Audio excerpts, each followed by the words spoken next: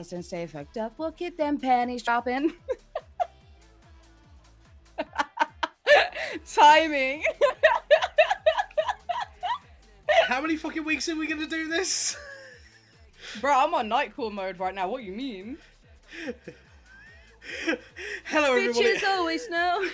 Hello, everybody. He's got it that he likes to show, bitch. Good fucking lord. Hello, everybody, and welcome to the Thin Crust Flopcast. And we are fucking roasting today. I put my socks in the freezer. I put my cock in the freezer. Oh my. Dude, that should be melted. The pepperoni's not liking it. What a great start. Hi, YouTube. Hope you guys who are watching on YouTube enjoy this. Please don't ban me. Oh, fucking hell. This is a word of warning to everyone. This might not be a long flopcast because we kind of want to get this shit done and out of the way, so we are not sat here sweating our proverbial bollocks off. Mm-hmm. Because it getting hot and it gonna be getting hotter, and currently is 11 o'clock in the morning and it's only gonna get hotter in an hour's time, so we want to wrap this up quick. Mm-hmm. Because it's gonna get hot by the time we normally would. It's gonna get real hot by the time we normally would have done it, and we'll be fucking completely drained. So, but yeah. With that being said, welcome on in.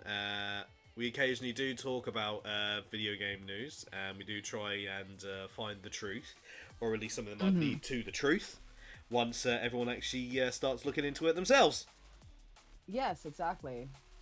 But with that being said, let me introduce you to my lovely vocal co-host who has been here since day one. Ladies and gentlemen, is the one and only, it's Daymoosh. Hello, everybody. I am the controversial cat maid. And where can people find you? Oh, you can find me over at twitch.tv/itsdamoo, on TikTok, it's Damoo TV, on Blueski, it's Damoo. Yeah.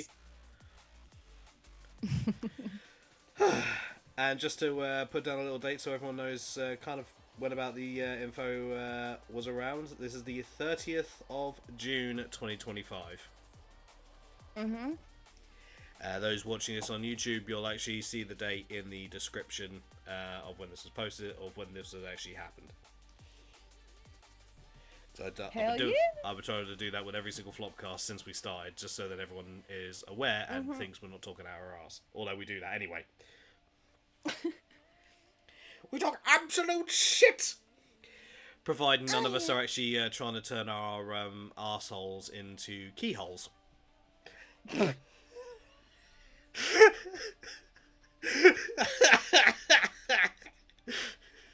Damon knows what I'm talking about, and that's about as far as we're going to go on that one. If you want to find out, then tune into the late show, or I won't be explaining. Oh dear. Let's just suffice to say, you won't see Sora doing that to Kyrie on Kingdom Hearts anytime soon.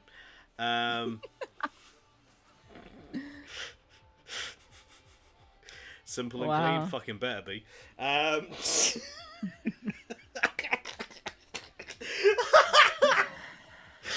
Oh boy. To Kingdom Hearts lovers, I do apologise, and at the same time I don't. But yes, on to the next section. We're going to, as I am, going to try and get this done quick. Damo, what the fuck have you been playing in between the sweating? What have I been playing? Well, obviously that lewd game, but we can't talk about that now. See, the Mongil Star Drive, because I am in a closed beta for that. It's actually been really good. I think I'm at like where I can get to currently. Are you on an NDA for that? No, because I had to apply for it. Alright. Just trying to cover base just in case. No. Let's see, we've done some, repo we've done quite a lot of. Yes, you have. Sims 4, because the new expansion pack's coming out next month.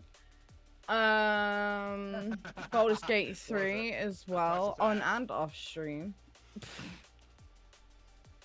as well as date everything, where somebody on TikTok, because I posted a couple of videos from the TikTok, right? Hmm.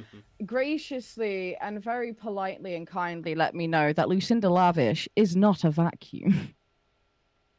She comes as part of the deluxe edition, the same as I can't just call them microtransactions because it's I will admit, yeah. when I saw that character, I did kind of Mhm. think, Champagne. Yes. I think Yeah, but can like you be my obviously apart suit? from Because like I my will throw phone. milk all over you. Oh boy. "If it's gonna kill me if he watches this." Yeah. Yeah. Probably. Yeah, I think that's kind of been about it. I have reinstalled 7 Days to Die though because they have upped the graphics, and apparently they actually released an update on the console versions too to enable apparently crossplay. From what I've been told. Yeah, we'll see about that. I'll look into that on Yeah, my we end. will. Yeah, because if so, then at least that way we can test it, and it's potentially another game that we can play together as Yeah, well. but considering how buggy it was on the console version, how they abandoned it, God knows what. Yeah, no, they did actually. Actually, no, I think if I remember, yeah, no, I did do research into that. Sorry, my bad. Yeah, no, the latest update was actually, I believe, this year or end of last year to enable crossplay and up the graphics and stuff. Because I know at one point they were saying that they were going to basically resell it on console versions, but I think they found a way to not do that. Yeah, because that would have pissed everyone off that plays the game on console. Yeah, I know there's loads of YouTube videos on how they said they were going to do like a separate version for consoles and to like redo it pretty much just Yeah, with a better yeah. Way to graphics. pull a way to pull a Bethesda there. Right? Oh my god. uh, But so you never know, we may end up playing that. yeah, we'll And see. all that good stuff. And I'm still waiting for Chaos to tell me his deep devious plans so we can try and crack on with some Baldur's Gate.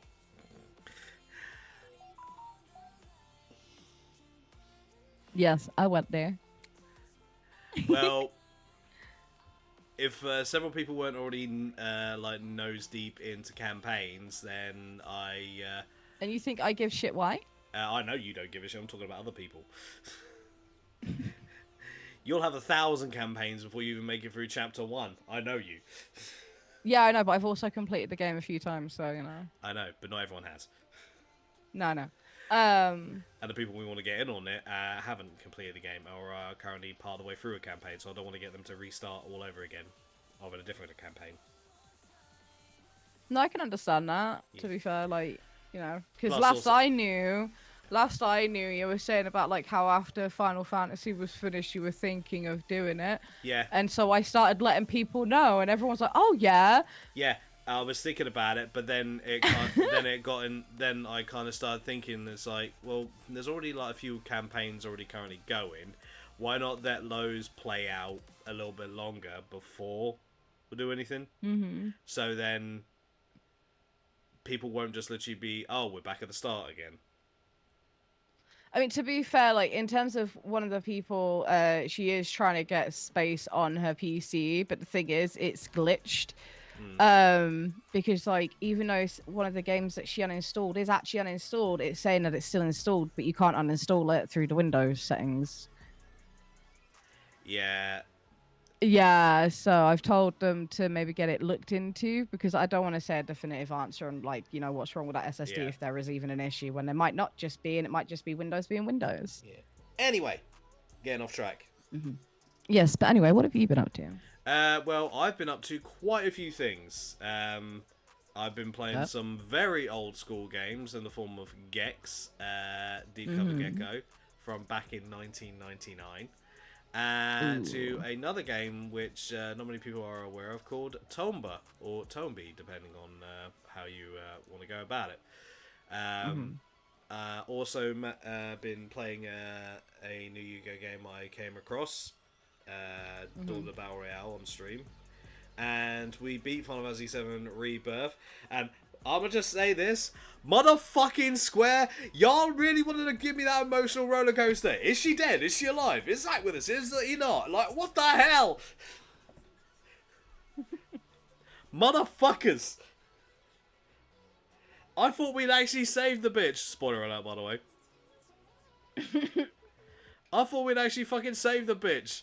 But nah, they decided to go ahead and kill her anyway. Like, god fucking damn it. And we got to play as our boy Zach as well in the final fight, which was pretty cool. Yeah. It was like, yay! Was starting Astral Chain if the net didn't decide to go. Yes. Yeah. Which immediately I went over to WhatsApp and went straight over to Chaos and was like, Wi-Fi, question mark? He's like, can you just let people know? Yeah, that's fine, I'm already on it. Just wanted Yeah, to and get it was down for clarification. quite a few hours. By the time that I would have ended, it was like, there's no point at this point. Yeah. So yeah, quite frustrated about that.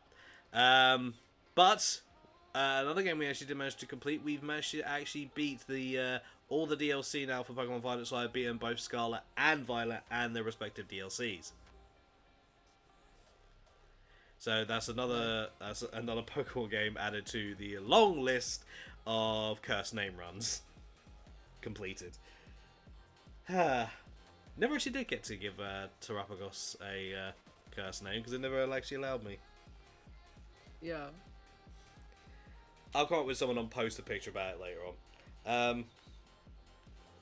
Also been dusting myself off for Tekken 8 as well. Been making some outfits for characters on there as well. Yes. And something I never thought I'd actually do. Last night I actually kind of got convinced to jump back on Minecraft. Oh my god. Yes, with Geo and others last night. Okay. Yeah, Geo's got a realm, so we're able to actually jump on there at any point, no matter what. So as long as Geo keeps paying for it, we're good to jump on there. So don't be surprised if once we're done here, when I've got this uploaded, I might be doing that because I've already done all my daily shit that I need to do. Nothing wrong with that. Yeah, especially with Star Rail at 79 wishes. With the way that things are going, by the time they bring out the Fate Stay Night stuff on there, I'll have more than enough to get the girl Saber because it's about 90 you're guaranteed to. Yeah. I remember being told, right? So at that point, I'm definitely guaranteed to get your girl. So like, yeah. And that is on the 11th of July, so I've got even more time. Haha. Nice. Yeah. Also on Bleach Brave Souls, got the new Yoruichi character as well this morning. You. Okay. Which I sent you a picture of. Yep. And, goddamn.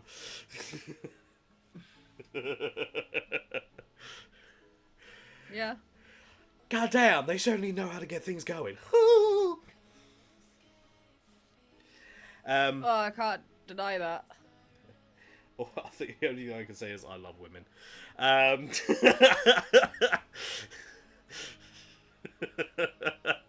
If you know, folks, you know, and that's all I'm saying. All I'll say is women. Yes. Men. In between. Alright. But with that being said, though, that's the little personal goofiness of ours being done. It's time to move on to the actual bits of news that you guys are probably tuning in for. So, I'm going to start things off with, two bits of news that kind of tie in together because they're for the same thing. Borderlands 4.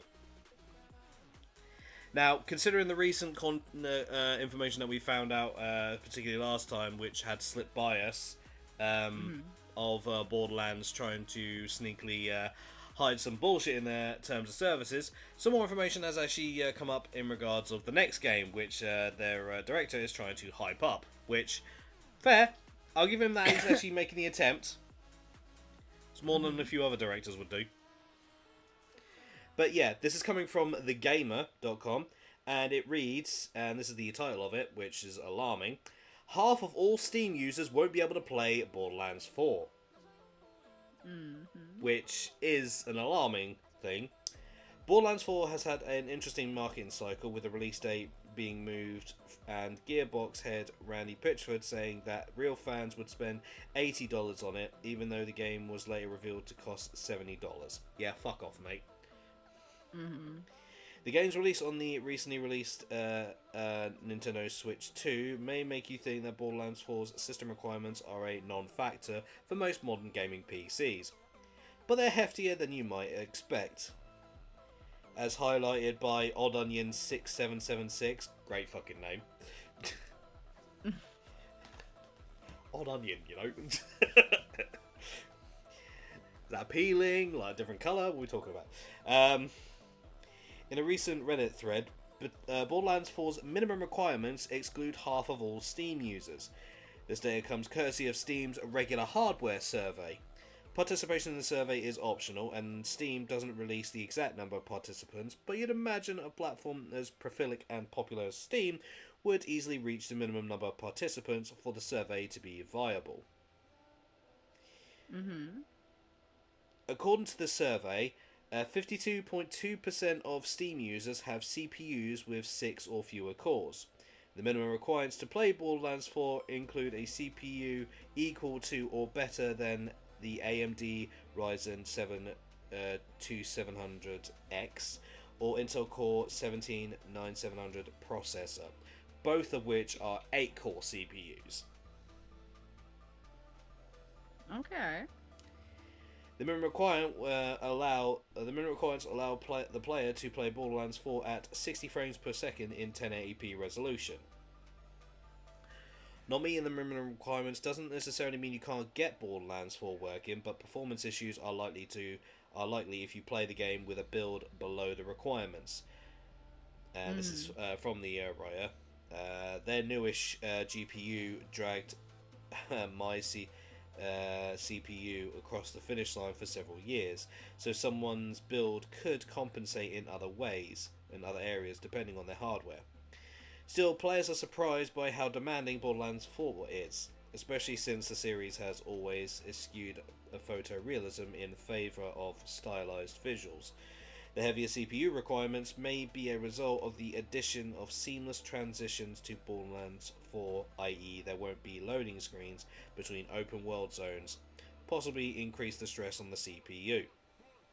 This also raises the question on how Gearbox is getting the game to work on the Switch 2.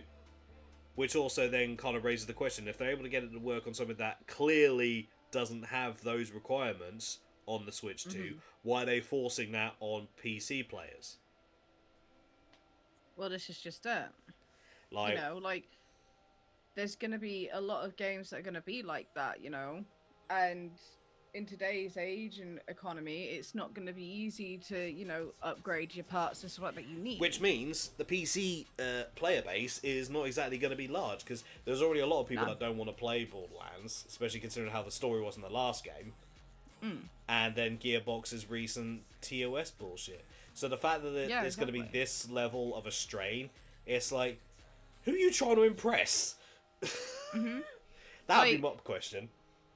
For example, scrolling through the TikTok last night, because those of you that are here that don't know, every Thursday, we get Chaos to, do a bit of a try not to laugh. And any time he laughs, he has to spin the 200-bit wheel. And if it gets to 5 times he's laughed, then it gets, mushed together for a 1,000-bit wheel spin. Yep.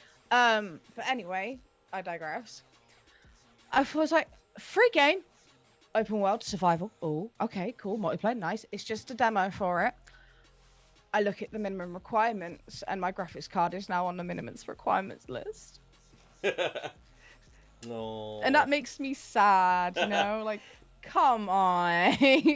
Demo, you know how quick that shit turns. Like, the tech industry changes so fucking quick.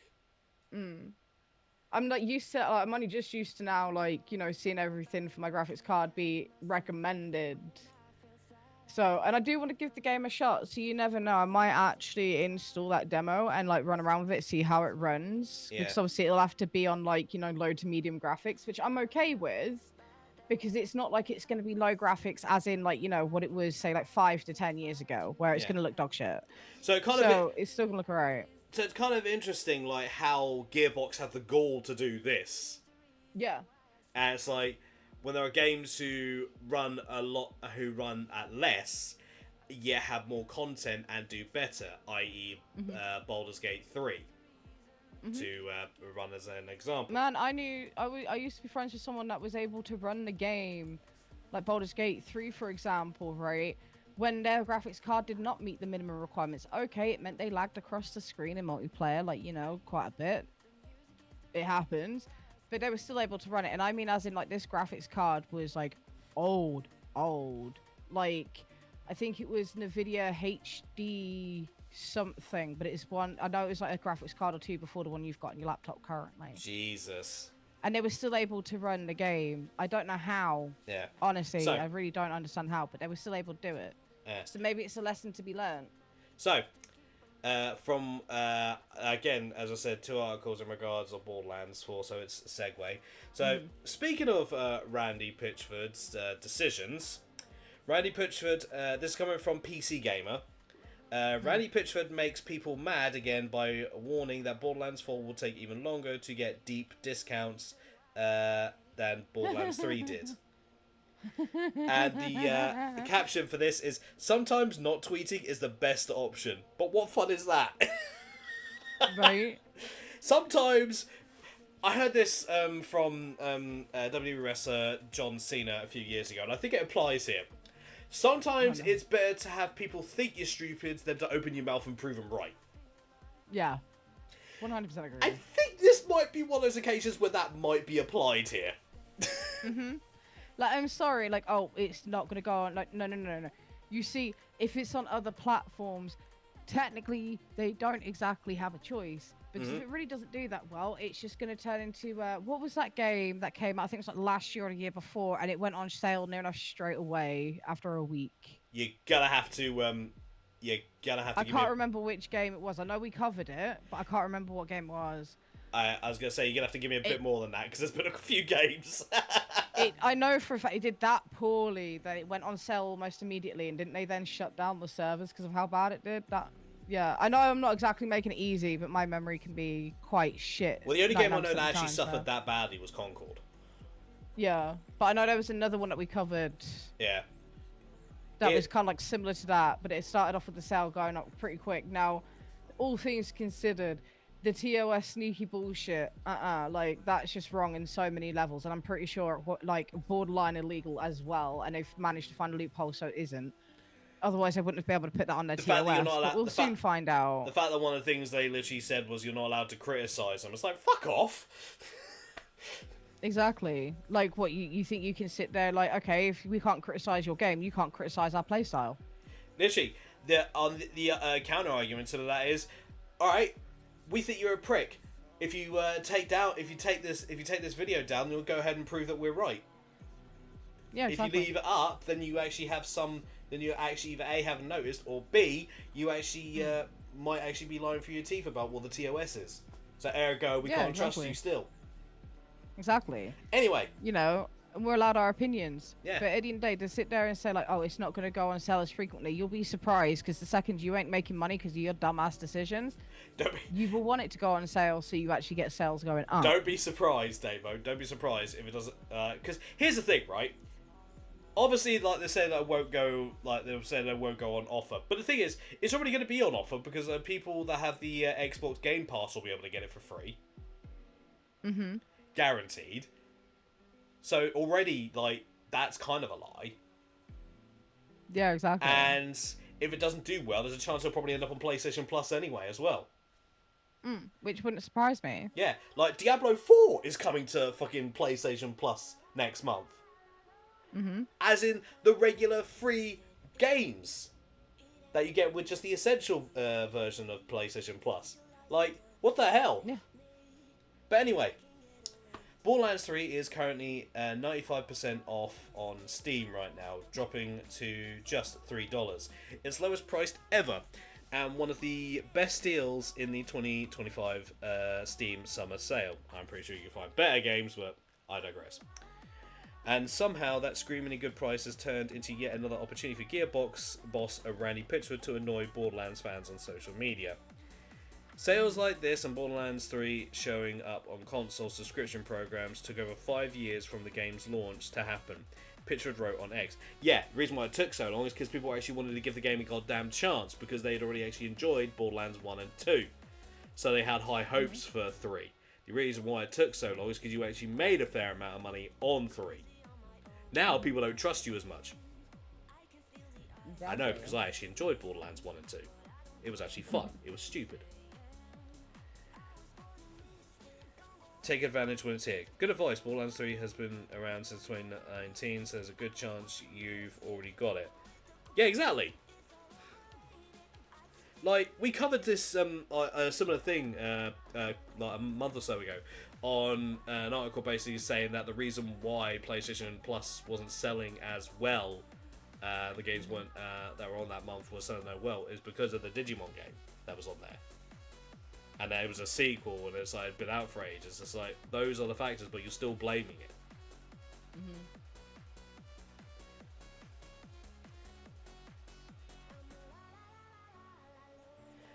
But he could not help himself and continued, and to set expectations, it will be even longer before this kind of thing happens in the next cycle of Borderlands 4. That's if you even make it long enough, mate. Based on how people are pissed off with you, that yeah, this might actually be one of the lowest initial sales for Borderlands. That'd be my prediction. Yeah. Yeah, and then they just talk about some other bullshit. But yeah, no, like, it's having the balls to basically, like, say that is, like, really? 100%, like, because it's one of them where it's like, first you're trying to take people's freedom of speech away for their own opinions on a game across the board, and now you're turning around and saying, yeah, get fucked, you're always going to have to pay full price. Until we decide otherwise. Yeah, exactly, and it's like, no, it doesn't work like that, my guy. Yep. You either want one or the other, and you know, you can't, in this instance, I will happily turn around and say, you can't have your cake, you know, and eat it too. Nope. Anyway, demo? Yes. Well, I have some positive news, actually. It's about our best girl, the voice actor for Karlach. Yeah. This came from the website polygon.com. And the article headline is Karlach's fiery voice actor is taking the role of an aquatic shapeshifter. Samantha Burt's latest role sees them voice a protagonist with a wet and wild skill set. Samantha Burt is perhaps best known for voicing Karlach, best girl, in Baldur's Gate 3, a performance that won her critical acclaim and a BAFTA nomination. But some of her upcoming roles are a far cry from the fiery tiefling that captured the hearts of so many Baldur's Gate 3 players. In fact, her next role will see her voicing the aquatic shape-shifting protagonist of New Tales' upcoming action-adventure title, Fading Echo. Polygon spoke with Burt to learn more about their experience voicing the character who can transform from a human into a large droplet of water at will, outsmarting enemies and solving puzzles while exploring the strange world of Corel. I'm just going to say Corel because it's not got an A, it's an E. It's great, Bert said, of the opportunity to play a different sort of elementally aligned character. I'm sort of in terms of elements, I'm very earth and fiery myself, so it's not the hardest thing to do. In fact, to see a player character with water energy, it seems brand new. I'm so excited, and I will bring that excitement into it. Bert is also excited about the game's cartoonish, cel-shaded art style. It's more of an anime art style, the voice actor told Polygon. I've actually sat down with the lead animator and she showed me how one moves, what she looks like, all of that, and it all helps inform that performance. Voice actors aren't always privy to detailed information about what their characters look like or how they move, and Bert says the ability to see one in action has made voicing her a lot less challenging. We normally don't get to see how a character looks and moves in-game until the game comes out, Bert said, so I want more of this. This is what I've been saying in interviews. It's more transparency. It helps everyone do their best work, and it makes people feel valued, and you'll get better work out of people. It's a crazy idea, I know. I wish it would catch on. Honestly, same, because... Well, technically that does already happen. Some games actually have their voice actors, if their build fits. They actually have them mocap the characters. Yeah, but the thing is, like, even with them, it's not... You don't get to see what the character essentially looks like, because you're in this, like, massive, like, black suit with all these white dots and stuff on, with like a special, like, I want to say helmet for the, you know, the camera for the first person view and stuff. So even then, they don't always get to see the character, and I see where she's coming from, because think about it, when, you know, we did Digimon, for example, right? And I struggled with one of the characters at first until I saw her on the screen. Yeah, because they had them as fucking icons, which is like why Yeah, exactly, which didn't help me that much, and even you were trying to guide me through it at one point. Yeah. And I saw, I was like, wait, hang on, no, I'm going to change her voice, let's do this. And look at, like, not to praise my own ball sack here, not that I have one, but I don't know why I came out with that, but it helps me a lot. And you noticed the change. Oh god, it's fucking hilarious. I know, right? But you noticed the change. Yeah. For it. Yeah. And that's what makes it, like, perfect for us. Yeah.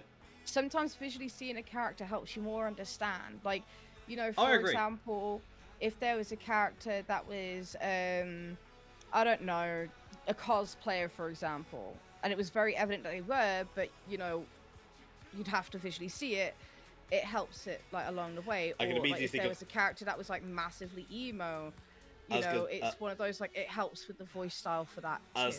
I was gonna say, there's one character I can think of when you said as a character that cosplays. It's like Maureen Kitagawa. Yes. But back on with the article, though. Yep. Genuinely, I do hope, you know, developers do start picking that up in the animators and stuff as well. Well, it depends on how far along they are in the actual animation process. That's the thing. Because like, honestly, I think what should actually, because to my knowledge, there are some who do actually like receive, like, when they're actually in the booth, they'll actually be shown like pictures of their characters or whatever. Yeah, like concept art sort of thing, which even would suffice too. Yeah. You know. Which, like, I think, like, they should do, and I think quite a few studios are doing that. So. Good. I'm glad. But yes, Bert spoke highly of Fading Echo's developers, artists, and writers, along with their fellow voice actors, a cast that includes Matt Mercer, Laura Bailey, and Jasmine Bula. Oh no! Bhular. I don't know how to pronounce the last name. Matt Mercer, Laura Bailey. Yeah. Oh no. Yeah. Yep. Now, typically, like, because there's an image like below this next bit I'm about to talk about. Typically, not my art style in terms of gameplay and stuff, but I might just because, you know, our best girl and Matt Mercer and Laura Bailey. Because we love the trio, like, you know. Oh yeah. I'm having the best time with the team, and of course we've got Jasmine Bhular, who isn't only acting in it, but also writing the thing. So it's just really good fun. And most of the devs are based in Lyon in France. Our composers are in London, like me. Then you've obviously got some of the actors on the west coast of America. So we're a good international team. That's pretty fucking awesome. That's actually really cool. As for the game's puzzle mechanics and one's curious ability to turn into a very adorable blob of water, Bert says they're excited to finally get their hands on the game once it's out. I'm seeing bits on social media about how you will interact with your environment in Fading Echo, they explained. So if you jump on lava, you'll turn into steam, or you can petrify enemies with the water. It's very puzzle-based as well, from the looks of it. Really exciting stuff. There was a bit in the official trailer, where she's in a blobby form and sort of sits on some sort of weighted device to open a door, and I'm like, yes, bring it on, can't wait. New Tales has not yet announced an official release date for Fading Echo, but the game is set to launch on PS5, Windows, PC, and Xbox Series X. It's currently available to wishlist on Steam, where its release date is listed as coming soon. Just based on the description, why does it sound like it'd also possibly be a half-decent Switch game? Right, but also very Ivy orientated. Yeah. And also, turning it to Steam, does that mean that they end up, as soon as they do that, they just end up with a shit ton of games they can then sell you for cheap? Sorry, I had to do the joke. Had to. It was stupid, but I had to.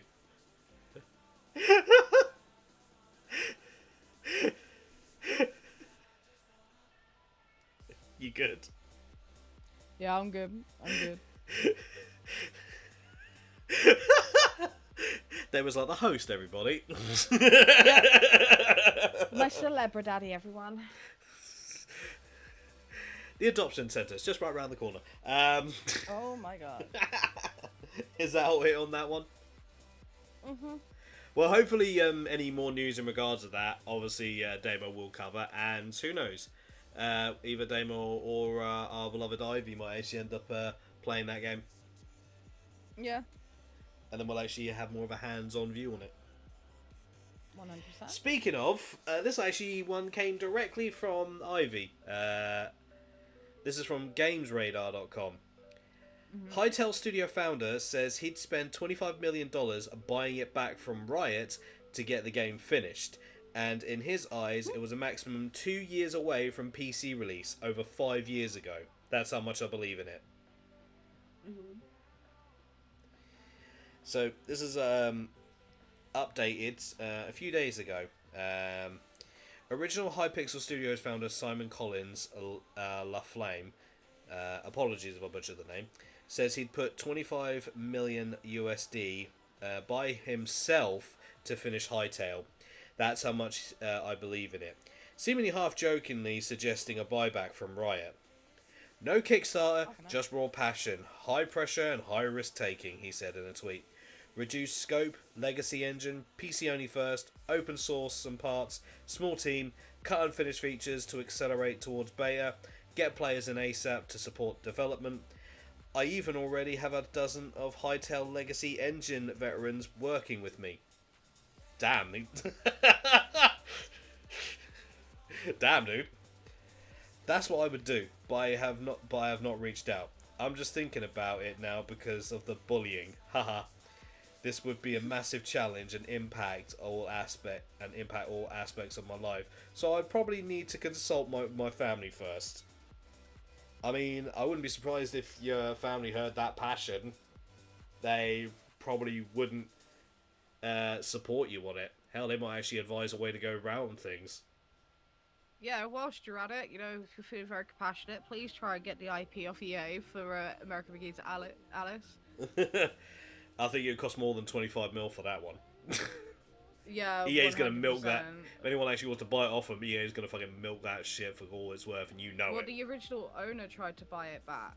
Yeah, again. Like the IP in itself, and they were just like, no. Yeah. Again. Fuck you, and they're not doing anything with it, so... Yeah. Yeah, well, look how many other IPs they have that aren't doing anything with. Look how many IPs that are literally just sat there amongst companies that they aren't doing. Like, it's a crime. Yeah. Like why? I remember. Like why? I'm sorry. I'm just gonna quickly say this. Like, why make so many failure fucking new? I know people are trying to breach into new areas with new IPs and stuff, but if you have something that's been sat there for ages not doing anything, fucking use it. Yeah, you know, like I remember when. You know, the owner of American Begins Alice, because he was working on a third installment, which would have completed the story pretty much. Mm-hmm. He had a Patreon page, and I was heavily following that shit. Like the second I heard about it, this was like back in like fucking I think 2015, 2016ish, give or take. And like I was so excited to see all the progress. I had the page bookmarked on my phone, everything. Like, you know, I was fucking nuts for it because I loved the first two. And then he comes out with something like, yeah, no, they won't let me buy it back. They're just not going to do anything with it. They're just shelving it. And he was like, you know, halfway done through the project himself. And I'm just sat there like, you fucking serious, you know? Again, it's EA. What do you expect? True that. Like, true. Honestly, it sucks. These are also the same people that are saying stuff like, oh, gamers need to get used to not owning their games. You know? Yeah. And They're then in they Ubisoft saying the that, entire, like, you know, single player community, despite, like, you know, despite one of their biggest games in the and franchises. Yeah, I just love the fact that, wasn't it? Sims. I love it when companies actually do this, and then they'll go ahead and make a social media post, like basically saying like, "Oh, we do multiplayer game, we do single player games." It's like, all right, then fucking make use of them then. Right, when like don't shit on an entire like community that does maybe like story based or even like, you know, life simulator games and stuff like that. When you yourself have the biggest franchise for fucking single player games. Here's the issue that I've sort of taken with these suits, as I call them. A lot of them literally think that the age of single player games is dead and the multiplayer age is where it's at. Hey, guess what? Look at the amount of multiplayer games you guys have released that have fucking failed. Yeah. Because you think live service is the way to go for it. That's why Project Renee got cancelled. I mean, Sims 5, what? Yeah. Anyway. Because they wanted to make that entirely multiplayer based, so I was not happy about it. Anyway. Following the cancellation of the Minecraft-inspired sandbox RPG Hytale, Simon Collins Laflame, the original founder of developer Hypixel Studios and owner of the Hypixel server network, say that 5 times with a mouthful for toffee, says the game didn't seem to be all that far from release when he last worked on the project before the studio was sold to Riot Games. During my time working on Hytale in 2016 to 2019, fucking hell, that was a while ago. Nearly 9 years ago, that is when it started. Jesus. It was maybe to the absolute maximum 2 years away from PC release with the legacy engine and vision. He said in a lengthy Twitter post, I still have videos, screenshots and old client builds to attest to that. All developers from that time that I've talked to say the same. Collins was responding to a post from former Hytale principal engineer Kevin Cartens, who apologies again for the names. It's hard unless you actually hear the person say it. Who implied feature creep was at the heart of the game's protracted troubles. Systems that were already far ahead of Minecraft at the time were completely reinvented to make them even better, resulting fuck all, he said bluntly. I don't know, resulting fuck all.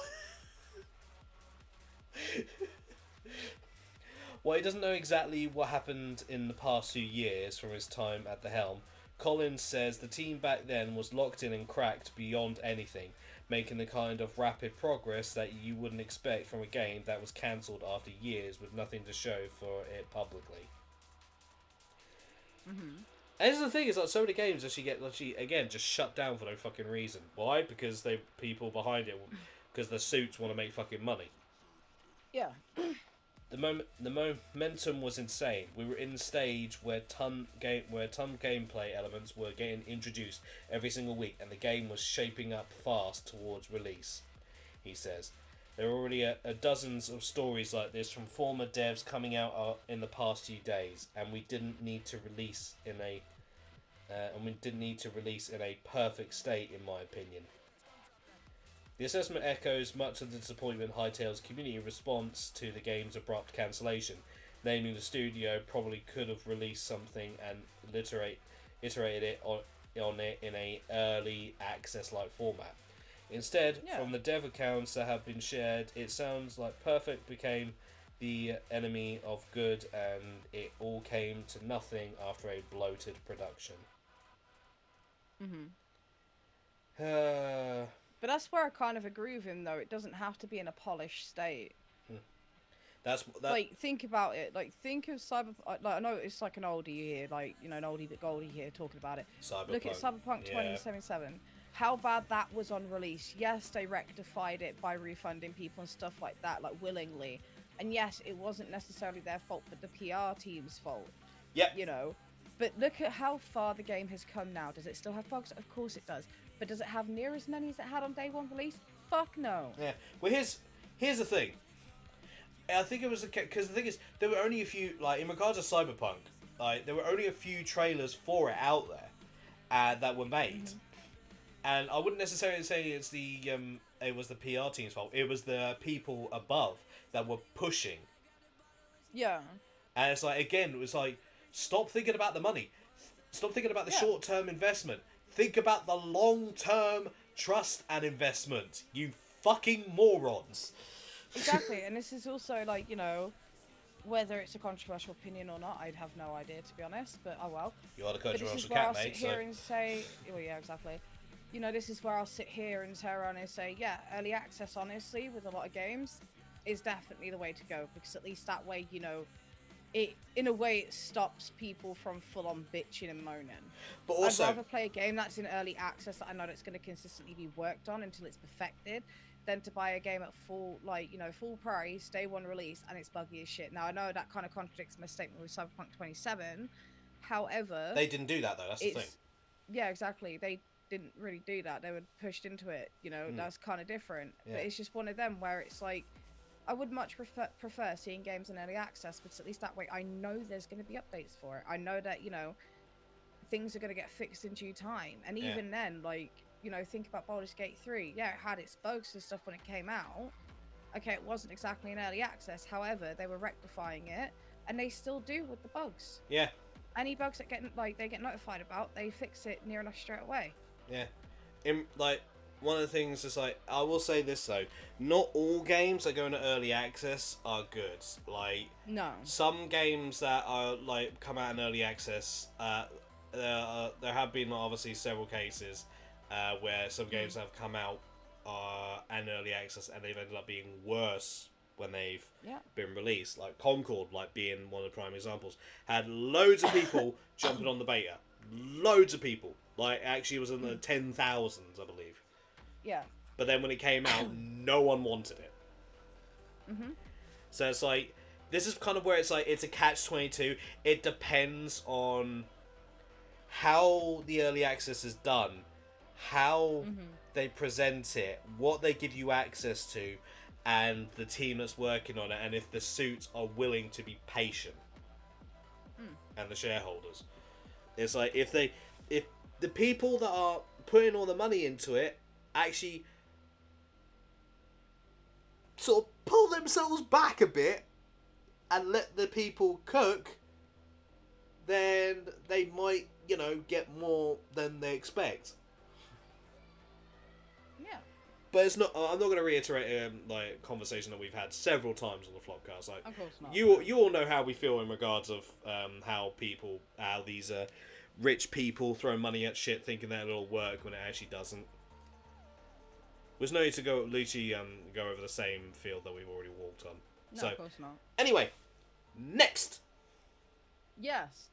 So this is in the horror genre variety, from comicbook.com as well. Acclaimed horror game gets a surprising new remaster. An acclaimed horror game from the past is getting a surprising new remaster later in 2025. Over the past few years, horror games have been getting a lot of love when it comes to remakes and remasters. EA brought back the original Dead Space, Konami partnered with Bloober Team to make Silent Hill 2, and Capcom revamped arguably its most popular game in history of 2023's Resident Evil 4. Now, this trend will be continuing once again with the publisher Bandai Namco, which is remastering a horror game that went on to spawn a much larger franchise. Set to arrive this October, Bandai Namco recently revealed Little Nightmares Enhanced Edition that was originally released in 2017. Little Nightmares was a surprise hit for Bandai Namco and developer Tarsier Studios. While it didn't set the world on fire upon its release, positive word of mouth for Little Nightmares continued in years to come and eventually resulted in Little Nightmares 2 in 2021 and Little Nightmares 3, which arrives later this year as well. Little Nightmares is actually really good. This is the thing. It's one of those games where, because of the mechanics, personally, would not suit my type of play style. However, I do actually enjoy watching other people play it because it's more of their reactions when something makes them jump. Yeah. I like how people have actually played Little Nightmares. I've watched Icy and a few others play it and watch them shit themselves. It's quite funny. Oh yeah, definitely. Made me jump a couple of times as well. The fact that, you know, for all those little horror fans out there, especially the fact of Little Nightmare fans out there, not only are you getting a Little Nightmares 3 arriving later this year, but in October, supposedly, you know, they're also releasing Little Nightmares Enhanced Edition, which I think is really cool for them to do because, you know, it's little games like this that didn't get a lot of notice to begin with, like from a lot of people, and it's, you know, gradually built its fan like base as well, and it's like player base to the extent that they're like not only releasing a third, but also they've like made time to release a like remaster version of the first one. Yeah. Because you don't always see like games like that get such big love to begin with. And I will say, like, in my opinion, it is very underrated. Like, and just for me personally, like I said, because of the mechanics and the way the game works, it's not really my style. And if anybody that knows me, when Ivy and I were actually playing Split Fiction, when it got to a bit that has, you know, a similar style in terms of gameplay, in I believe one of the side stories that we did, I struggled quite a lot because of it. So but congratulations to, you know, Bandai Namco. But yes, in tandem with Little Nightmares 3, Bandai Namco has opted to go back to the first installment to improve it further. Little Nightmares Enhanced Edition will release alongside Little Nightmares 3. Oh, there you go. They're both coming out the same day, October 10th, and is set to come to PS5, Xbox Series X and S, and Nintendo Switch 2 and PC. Rediscover the dark, whimsical taste of Little Nightmares, now enhanced in stunning 4K resolution and 60 frames per second. Says the game's new description. Little Nightmares Enhanced Edition lets you choose between quality or performance mode to favor either the visuals or the frame rate, depending on your preferences. Enjoy improved visual effects, including RTX reflections, water effects, more particles, and volumetric lighting. Additional helpers have been added for an overall better experience. And the best thing about Little Nightmares Enhanced Edition is that it can actually be played right away for those who are willing to spend some money. Rather than having to wait till October to experience this remastered version of Little Nightmares, Bandai Namco is granting immediate access to the game to anyone who pre-orders Little Nightmares 3. Hey! Digitally. Yeah, so if you pre-order the Little Nightmares 3 digitally, you will be able to have that game play it straight away. You'll be able to play the first. You'll be able to have the enhanced edition of the first one right away. Yeah, exactly. Whilst you're waiting. That's actually really cool. For the third one, I know, innit? All right, well done, Bandai. Well done. Well done. Now you need to do is fucking fix Sparking Zero and actually give us all the bloody costumes that you got all the fucking slots for. So yeah, congratulations, Bankai. That is a W right there. 100% a W right there. Indeed. Like I said, it's not my kind of game, but at the end of the day, we appreciate companies doing stuff like this. Yeah, exactly. Oh, if you pre-ordered the third one, guess what? You can play the first one, remastered straight away. You essentially get 2 games for 1. Yeah. Which I think is that's a well novelty. Worth the price, to be honest. Especially it's a novelty, especially in this day and age, considering the price of a brand new game literally would, 10 years ago would be the price of 2. Yeah, exactly. So, well done. So if you like that game, even if you've never heard of it before, or even if you don't like it, go for it. I don't see the harm in it. So it's just one of them, go nuts, have fun. Yeah, that's actually really cool. I'm having a quick look right now at the Little Nightmares on the PlayStation Store. There's obviously the pre-order bonus and the extra pre-order bonus as they put in. Yeah. Something 40k and 60 frames per second. That's actually really cool. Oh yeah, definitely. That's just on the deluxe edition. Let's just see standards. Yeah, no, it's actually on the standard. So essentially, if you pay £35, you pre-order Little Nightmares 3, get you get Dark 6 costume set and Little Nightmares Enhanced Edition. So you literally get you get the 2 games even cheaper. So that's what? 16 quid each? Something like that, yeah. There's 17 and a half quid each. Yeah, 17 and a half quid each. That's a bargain and a half, that is, for a brand new game. Oh, yeah. 17 quid for a brand new game. That is nuts. See, that's how you actually do fucking offers. Gearbox. Right. Anyway, is that it on that one?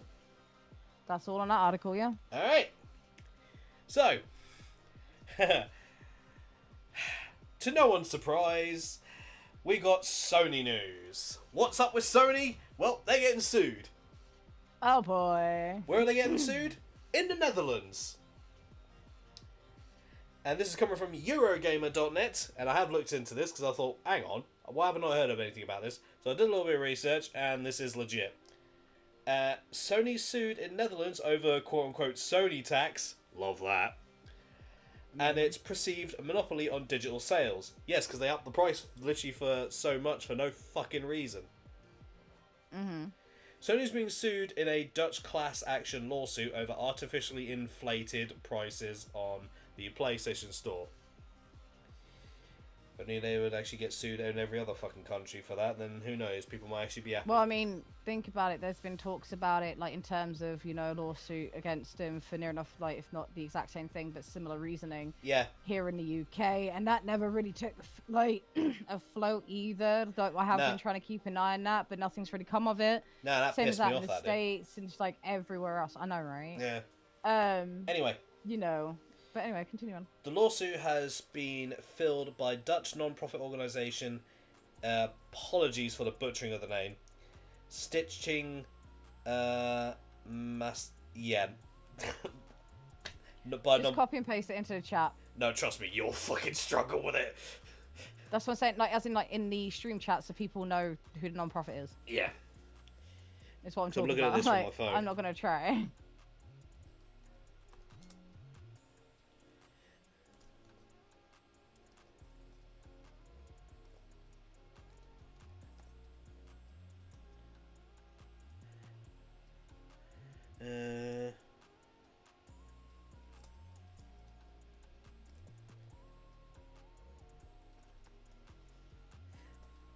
Yeah, take a look at that fucking name.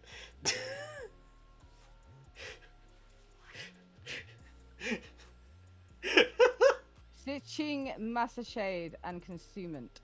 Yeah.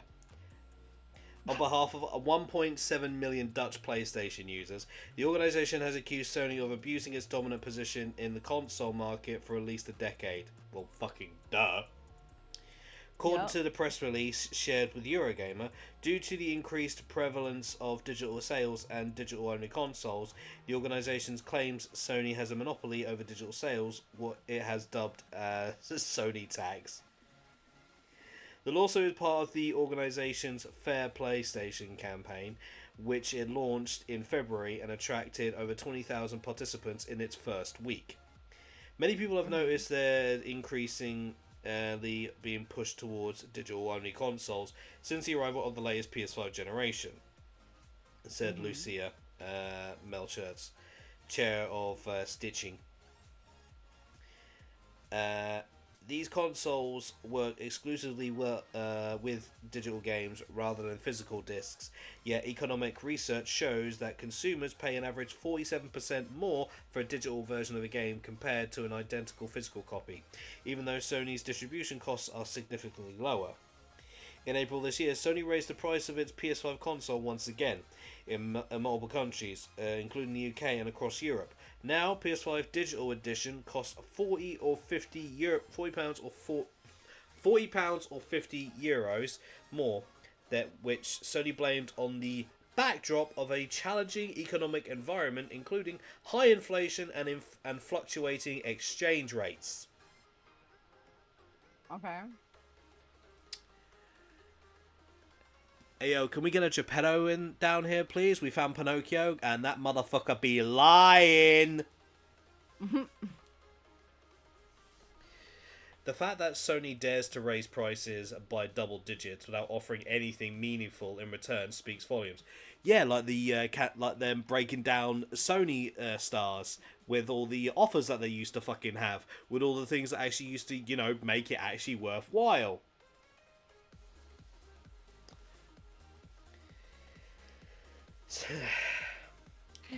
Sony is the sole provider of digital content on the world's most popular gaming console, with more than 80% of Dutch console owners using a PlayStation.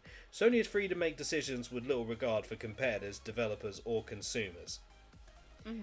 In the summons sent to Sony by Stitching, there are two core accusations: the exclusion of competition, the exploitation of consumers and game developers. You're fucking right. Hey yo, guys, you want to come over here? Do you want to come over here and actually try and do that to Microsoft as well?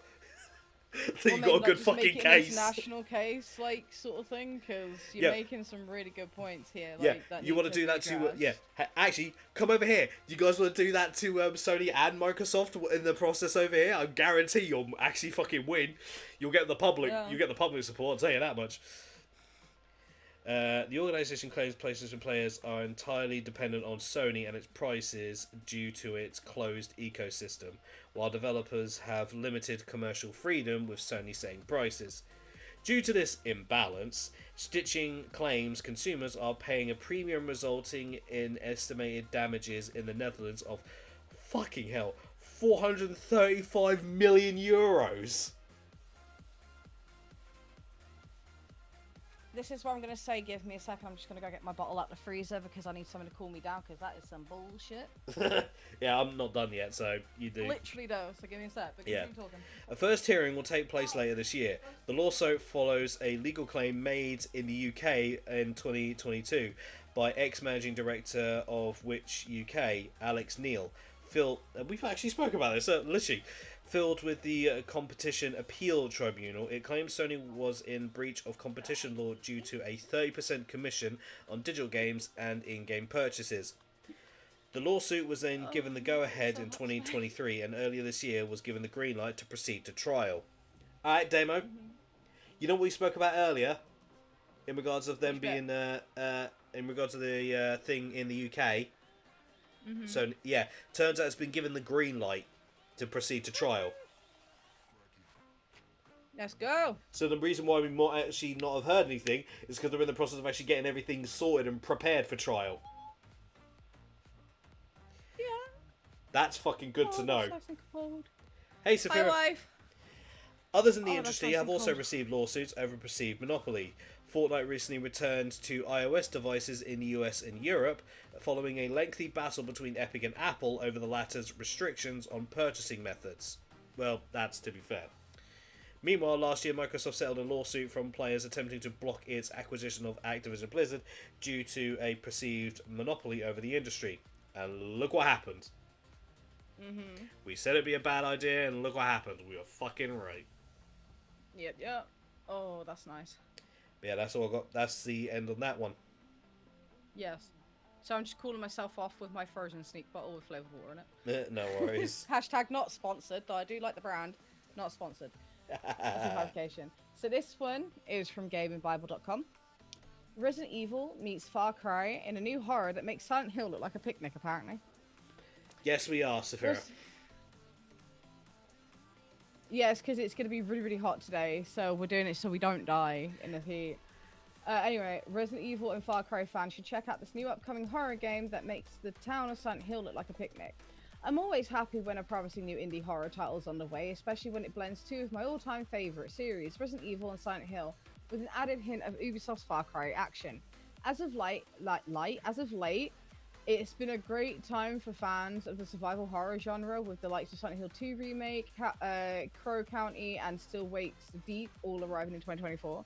Still need to play Still Wakes Deep, by the way. Just saying, I've seen a lot of gameplay. It's so good. Anyway, the survival horror goodness doesn't stop there, because this year we can look forward to Chronos, The New Dawn, Silent Hill F, followed by Resident Evil Requiem in 2026. Oh, and let's not forget the original Silent Hill is getting a remake. Yes, it is, baby. I cannot wait what they do with that one, honestly, considering obviously the game mechanics, yes, very much the same as the second one, the original, but also just as equally very different. You know? However, another game that would perhaps be on our radar is the upcoming indie game from Hitori D Productions, Bleak Haven. Bleak Haven is a cinematic survival horror, let's go, where faith is twisted, every shot matters, and survival hangs on what you can build. Reads the description of the game on Steam. Explore haunted ruins, abandoned villages, and face a cult, preparing the world for a god no one should ever witness. Okay, yeah, you've got me.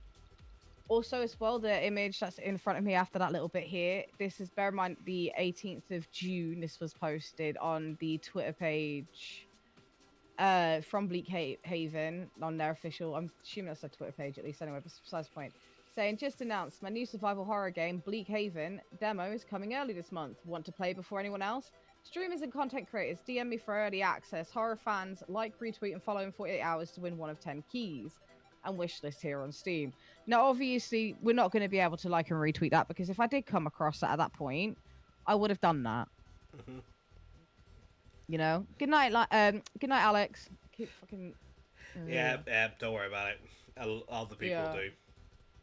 Judging by the gameplay trailer for Bleak Haven, it does look a bit janky from time to time, but at least seems to have some promise, especially with its eerie tone and grotesque creatures. All right, but the monster that we see at the end of the trailer reminds me of the Sinister Guardian from The Evil Within 2. Okay. The trailer indicates atmospheric horror without touting the generic jump scare faces as a selling point, said Mason Pine 6349, commenting on a trailer on YouTube. It has imaginative creature design, and the gore is creative and purposeful. Okay. The amount of survival horror games coming out now is incredible, and I'm 100% here for it, exclaimed Marlon Abbas8171. And this looks good and janky at the same time, replied Rami Ohey7286. Bleak Haven does not have a release date as of yet, but it is intended to be released on Steam at some point this year. In the meantime, you can join over 6,000 others by adding it to your game wish list. And to be honest, yeah, I can't wait if that's the case when it comes to these sort of things. Because it's something different. You know, everybody always expects, oh, Resident Evil or, you know, fucking Silent Hill. Don't get me wrong. I love my Resident Evil and Silent Hill. Do not get me wrong, okay? Right? Such a nerdgasm situation. However, it's nice and refreshing to see something new being done with the genre and how well it pans out and plays out. The fact that it's already like, you know, people said, yeah, it's kind of janky looking, but that's because that was probably something that they made way before they decide, like, well, not so much decided on release date, but you know what I mean. You know, and it's just one of them where I just can't wait. Like, I'm actually gonna have a look on Steam and look at the trailers that way as well, like, just to make sure it does take my fancy. But just by reading about it, it definitely does, honestly, and I'm here for it. Just give. So yeah, that's that article finished. Yeah. And I've got one more. Okay, I've got one more after your one more. Yeah. So, this was literally from 7 days ago, and it's on thegamer.com. As if the Concord controversy couldn't get any worse, a playable dev build just leaked online. Yeah. Which surprised me when I read this. Live service failures are becoming an increasingly common sight in the games industry as publishers desperate to try and capture the lucrative magic of juggernauts like Fortnite. We've seen countless high-profile releases, from the unfortunately titled Babylon's Fall to the less than triumphant Marvel's Avengers, collapse in on themselves after struggling to carve out a niche in the genre. But none have been as public a spectacle as Concord. Yep. We won't get into obviously the we won't repeat obviously the nitty-gritty that they go on about here. But obviously it just talks about what basically happened, if you aren't aware of what happened with Concord. Basically, it released. The dev team, some members of the dev team on social media couldn't keep their mouths shut, and when criticised, they would fight back, saying people were bigots, and basically trying to accuse them of all other stuff. When the fan base were trying to be helpful, they were attacked for it. And so within 2 weeks of release, the game shut down. Yeah. But anyway, jump ahead nearly a year, and there's a surprising update to this controversial live service saga. As reported by VGC, a playable dev build called FW Chaos, dated November 14th, 2023, has been leaked online, showing what the game looked like a full 9 months before release.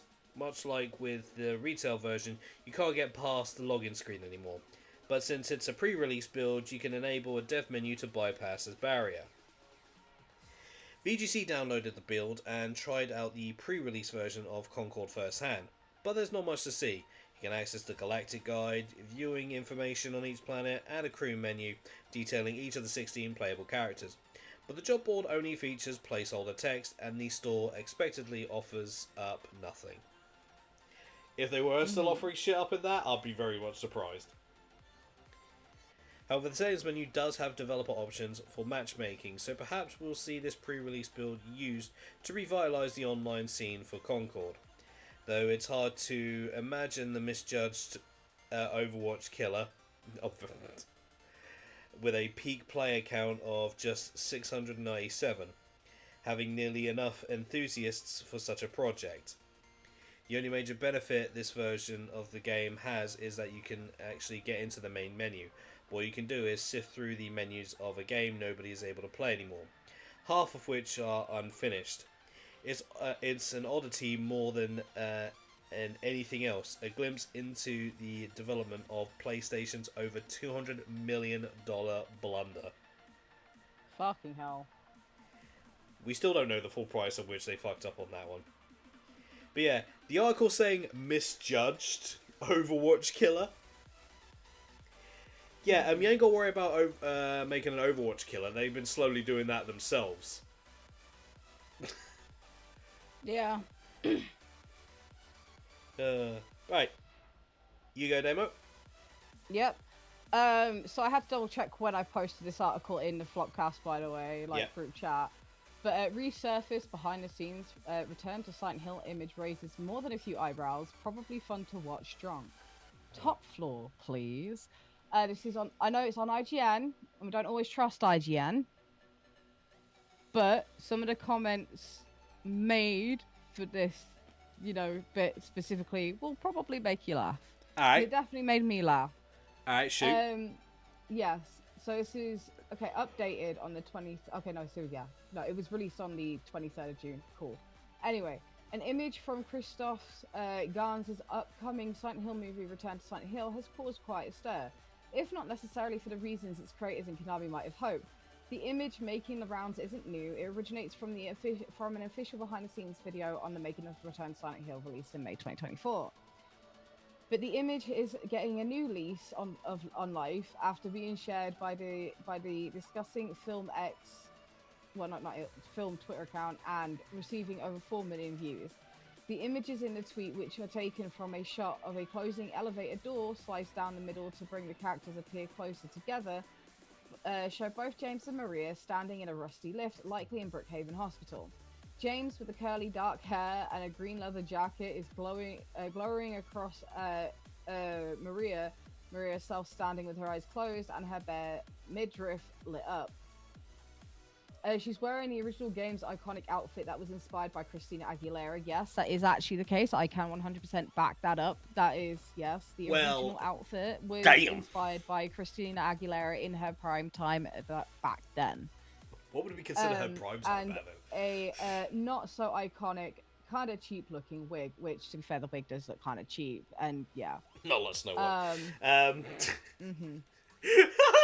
It's not clear where exactly in the game's timeline this scene takes place, but Maria's face is notably shiny, suggesting she's either unwell or has recently exerted herself. This looks like some amateur YouTube fan video, said one commenter on social media. Why is it so hard for filmmakers to nail the look from the game? Another responded with, this looks like a fan fiction or the opening to a rip-off porno. Yeah, there we go. Now, my response, though, to the second comment of why is it so hard for filmmakers to nail the look from the original game, it's one of those where it's clothes ain't going to look like the clothes in the game. True, but they could at least actually put in... I'm sorry, but the people that are designing the clothes to actually be used, or the costumes to be used, like... I'm sorry, there's plenty of image material for a lot of this. Why do they often not work? I think in this case, I'm not defending the looks fit because it does look like a cheap cosplay fan video. I will not deny that. However, you need to also realize as well, some of the, material and stuff like that, though may look good on game, may not look great in real life, even if it's the same material that would have technically been used in real life if it was real. Which I can 100% get behind, and, it's, in terms of the wig, at least, for Maria, I'll say this, it's not the fact that it looks cheap, okay? It's one of those type of wigs, and you can tell by looks of it, where it's one of those you can hand wash it. Yeah. Not like the, the older style cheap wigs, where it's you can wash it, but you can't blow dry it or you can't put any heat on it. Yeah. So sort of thing. Whereas this one, you can wash thoroughly and stuff like that, and it is a cheaper version of that. You can definitely tell just by looking. So yeah, they didn't exactly do a good job. Yeah. But yes, to continue on as well, can smell it flopping from here, added another Call me pessimistic, but I just can't see this being anything but hot garbage, said a commenter on Reddit. Probably fun to watch drunk, though. Every single image of this movie is comically bad and cheap, stated another unhappy fan. Buckle up for a big disappointment because it's coming, like it or not. Wow, man, chill. The trailer isn't even out yet, interjected a more optimistic fan. Gans can do no wrong. Crying Freeman, Brotherhood of the Wolf are all bangers. Silent Hill and Return to Silent Hill are just adaptations / anthologies with his artistic visuals, not shot for shot remakes. Just be grateful we're getting any big budget Silent Hill movie. Period. Which honestly, I agree. That's a fair optimistic statement. Give him that one. Yeah. The thing is, it's like, again though, like it goes back to what I kind of said, and again the film industry continues to prove me right. Film adaptations of games a lot of the time don't work. Yeah. But, this comment, with some obviously being the exception. But yeah, this comment made me snort, laugh, and now I can't unsee it. I thought of that pic of James was Badger from Breaking Bad. As this still comes from a behind-the-scenes video, fans are right to point out that these are pre-production images taken on set without any special effects, and may differ drastically from what the final product may look like. Yeah, there's the actual true definition, folks. It's pre-production. Once they actually get the trailer out, things might actually look 10 times fucking different. So never judge pre-production. Yeah, exactly. Because I've Especially seen some pretty bad pre-production shit on the internet before, and trust me, like, yeah, there's worse than that. And but it also depends like who took the picture too. Yeah, and even filmed it, because it's a behind the film, exactly, behind the scenes like video and pictures as well, and the lighting isn't that great. And I'm gonna probably play a little bit of devil's advocate here, just for the sake of it. You do realise people like to go ahead and actually take footage of stuff that they shouldn't and post it with and actually make it look worse than it actually is. It wouldn't be the first time, especially with the internet. So don't be quick to judge. Bear in mind, sometimes they do it themselves intentionally, not only to get feedback from the potential consumers and audience, but also as well draw up attention. Sometimes, yeah, to draw up attention, and sometimes just to kind of like, we're going to still prove you wrong anyway. It's going to be great. Yeah. Obviously, I can't sit there and say if it will be great or not. I really hope it is. But then, I love the 2 movies before this one, so... As I said, there are some exceptions to the rule. So, the films... Some work, some don't. Some shouldn't even exist. Others are clearly just a waste of finances, and how some economies actually survive when they waste that much money is beyond me. Well, yeah, I mean, think about it when it came to the Witcher Netflix series, and somebody like posted that, and like a lot of people like, oh, this is shit, and then like lo and behold, our dearest, sweetest bean, literally probably one of the Henry greatest Cavill shows, gets shown, and yet everyone got proved wrong. But now I kind of can't really say the same. I know I keep saying I'm gonna watch the next season of Witcher. I can't bring myself to do it. I feel like I'm betraying Henry Cavill. Right. Well, here's where I'm going to interject. Right. The reason why there are some exceptions to the rule is because, like Mr. Cavill, if the people working on it are actually passionate about the original work, it will actually show. When you have people that are literally trying to enforce their own vision on the work, that's when you have issues. Who will literally just basically almost try and do like a copy paste. Here's the money. That's not how movies work. You show that it's the entertainment industry. You want people to be entertained. The only way you're actually going to see any form of emotion is if you put emotion into it. Exactly. Hence why the Witcher series, at least the original ones that they did with Henry Cavill, actually fucking worked. Yeah. Because he researched, he played, he looks into everything, he went in depth. Well, Henry Cavill was already a big gamer nerd anyway, and loved not only the books in itself, because before even this production, he was a big fan of the Witcher franchise. Yeah. So again, the books, the games. Again, it's a case of the passion has to be there. Just because you're doing what you love doesn't mean shit. You have to have passion for what you're working on. Exactly.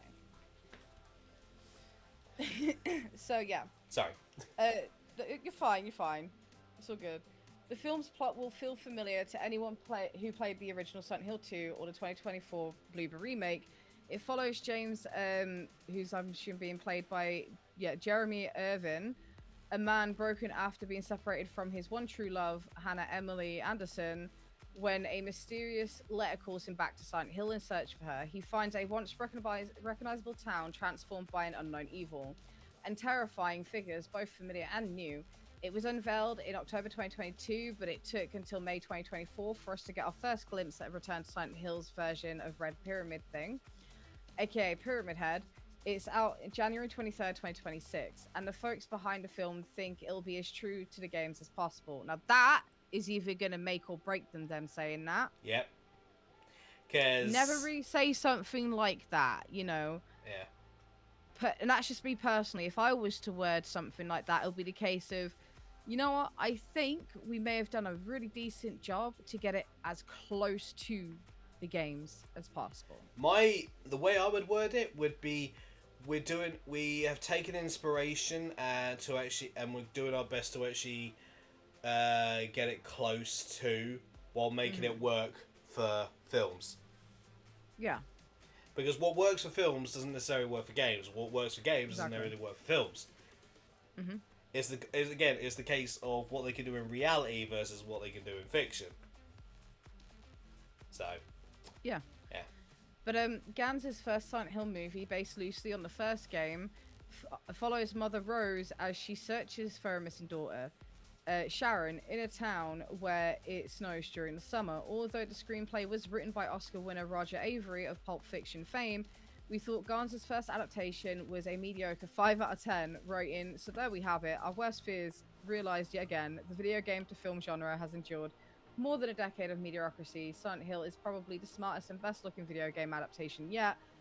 It just doesn't have much else going for it. After all, video games are about entertainment, and Silent Hill is a chore to sit through."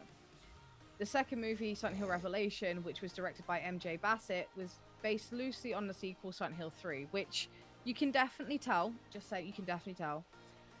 that secured a less favorable 4.5 in our review, saying Silent Hill Revelation 3D is an inferior sequel in every way, shape, and form, a horror sequel that fails to either intrigue or scare, and one that just might have killed the franchise cold dead. Now, I will say this as well, okay? Like Chaos Terran has said, you know, it's going to be different either end, doesn't matter what you do. Mm-hmm. However, the fact that, like, you know, IGN with their opinion on Revelations, the thing is about Silent Hill is not meant to aim to scare you, it's meant for you to introspect deeply within yourself. Hence why the choices that you make in the game, and even going, like, if you want to go for the multi-ending approach and stuff like that, why you've got to find all these other things that pop up in, like, say, New Game Plus, you know, to be able to get said endings. It's not to scare you, because jump scares, it's meant to make you look and think on a psychological way. It is a psychological horror for a reason. A thriller is the one that, you know, survives off of jump scares. Here's the thing. Horror doesn't necessarily mean it's going to make you jump out your fucking seat. Horror actually is something that looks absolutely terrifying. Because you can see it coming from a mile away. Still doesn't mean it's not terrifying. Exactly. It's more on the front of psychological. Yes. That's why the subgenre of psychological horror is there, not for the jump scares, whereas psychological thriller is. Also, here's the thing. Would they actually have had that same opinion if it didn't have the Silent Hill name attached to it?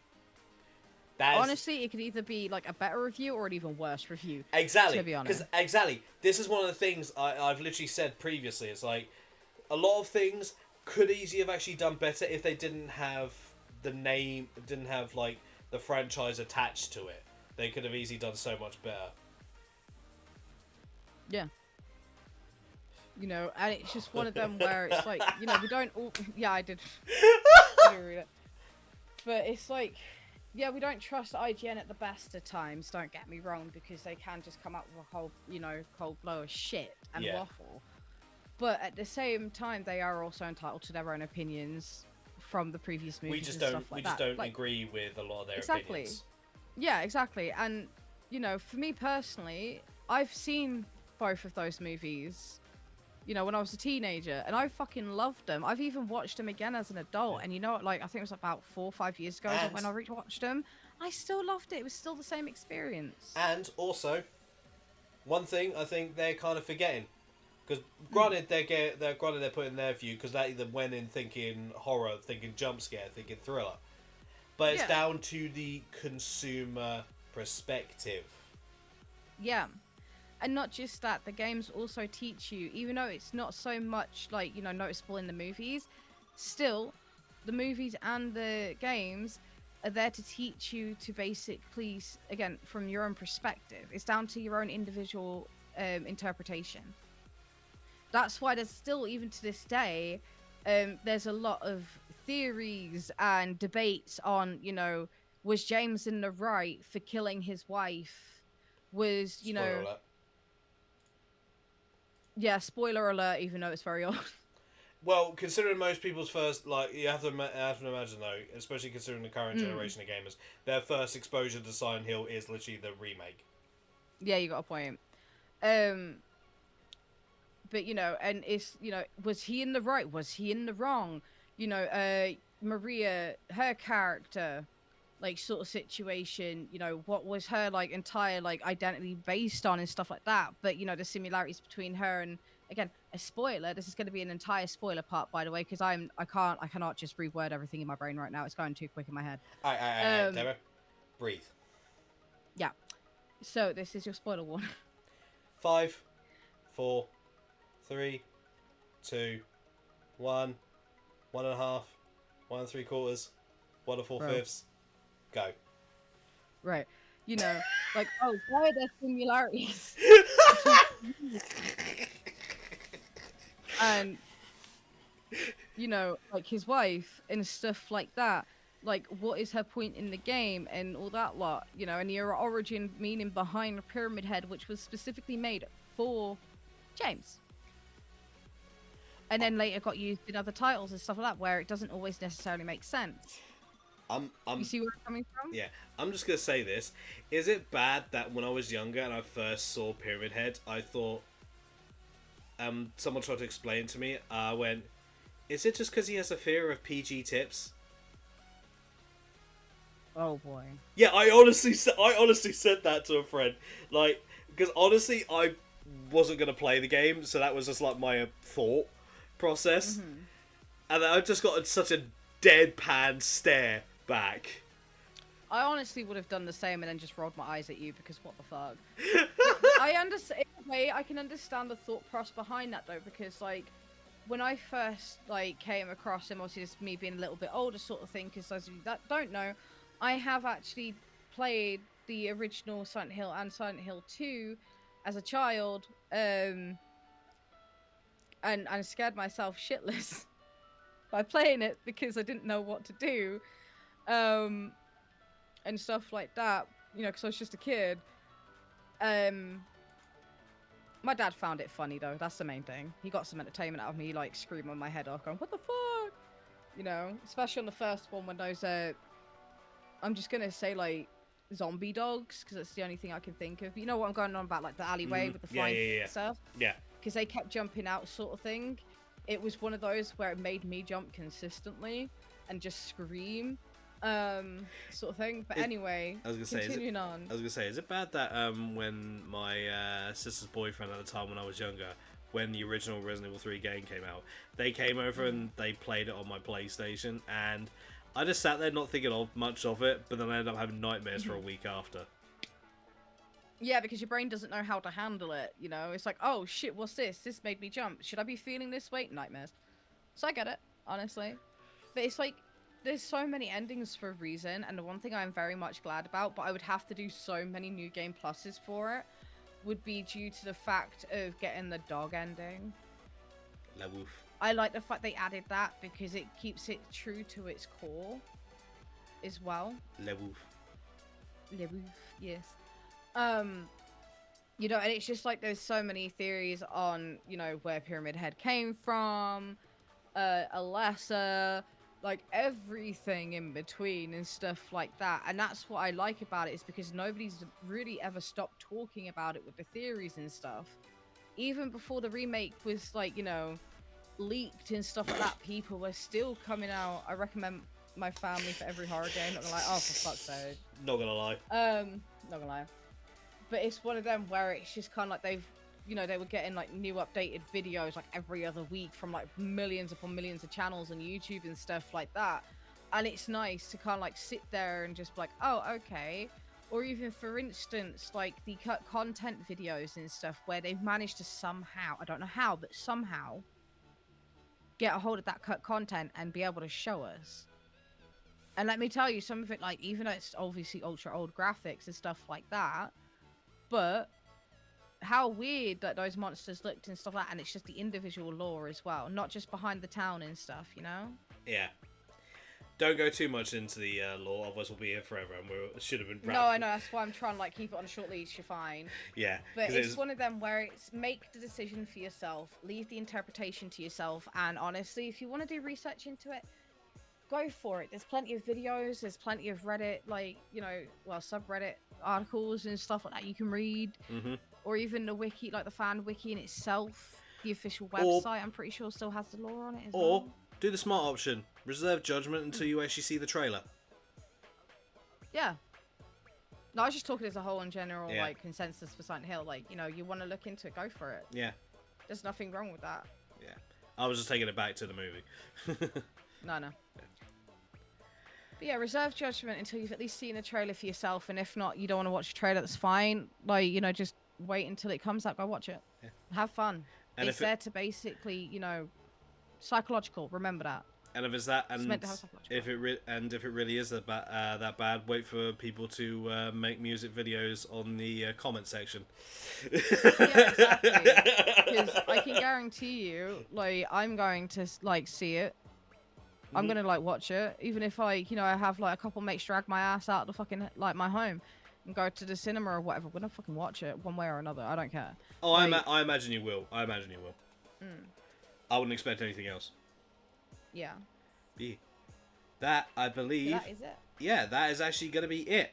So, thank you, Damo, as always, for joining me for this. Anytime. And thank you for your time and actually looking into the articles as well. And thank you, everyone, actually, who has either tuned in to watch this live or watches the VOD either here on Twitch or over on YouTube. The next episode of the Flopcast will hopefully be not as sweaty, but probably will be. Will be on the 14th of July, and I will be a year older then. Yes, I'm becoming an old man in between then.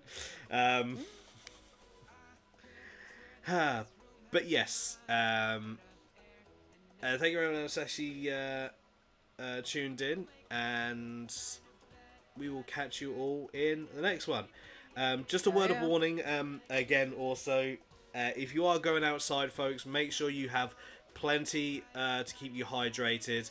You got your sunscreen, maybe you got like a hat or something to put on so you like get your head covered, especially for those of you who have less hair. And especially for those that also take medication as well. If you do take medication, you're going to need to keep yourself hydrated and cool enough a bit more, well, quite a bit more than those that do not have to take medication. Yeah. So please look after yourselves. It is very fucking important. Yes. Do also take actual frequent breaks as well. Don't work yourself into a complete stupor, because that does you and no one any good. Exactly. Hey, with that being said though, folks, we're going to be closing our doors for the day, and we're going to go sit our asses in the fucking big fridge freezer out back. Hell yeah. Because it is currently, I'm looking at it, it's currently saying 26 degrees. For me, 27. Yeah, so in that case, again, we're going to go stick our ass in the fridge freezers. But yeah, we will catch you all in the next one. Any of your stuff that gets left behind will be used as ammunition to deal with the Scandinavian invasion. That is Inventor and Don, sorry. And with that being said, raise your pizzas high and say it with me. Stay chaotic and live for the challenge. Live a challenge. Ooh. Fucking hell. Bye. Bye.